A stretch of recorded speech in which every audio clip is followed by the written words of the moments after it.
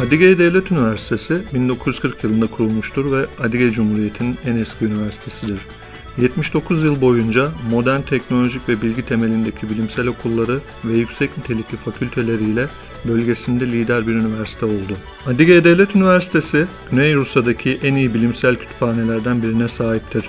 Bunun yanında iş geliştirme merkezi, yüzme havuzlu spor salonu, öğrenci yurtları, poliklinik, botanik bahçesi, stadyum, efsanevi sporcu ve antrenör Kobliakov'un adı verilen spor sarayı ve daha fazlasıyla güçlü fiziki imkanlara sahiptir. Adıge Devlet Üniversitesi'nde Rusya'nın birçok bölgesinden ve 37 yabancı ülkeden 10.000'den fazla öğrenci öğrenim görmektedir.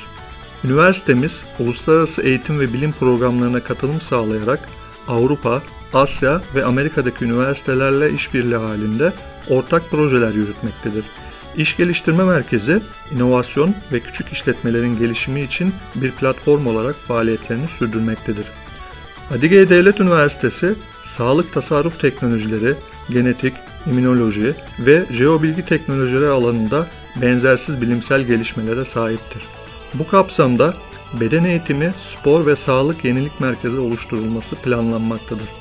Adıge Devlet Üniversitesi'nin stratejik hedefi, modern bilimsel araştırma yürüten ve bunları yeni projeler ve teknolojilere dönüştüren, yüksek nitelikli personelin eğitimi için multidisipliner bir araştırma ve eğitim merkezi oluşturmaktır. Üniversitenin bünyesinde Maykop Beşeri Bilimler ve Teknik Koleji faaliyet göstermektedir.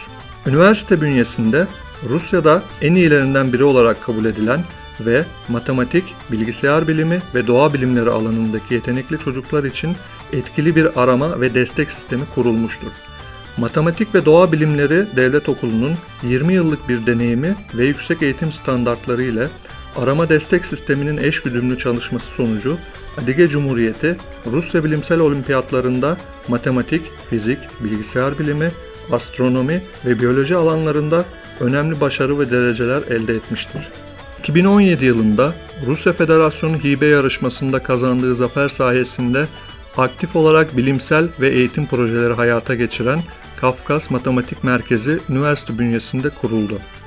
2016 yılından bu yana Adıge Devlet Üniversitesi temelinde devlet yönetimi tarafından aktif olarak desteklenen benzersiz bir proje olan Uluslararası Kafkas Matematik Olimpiyatları yürütülmektedir.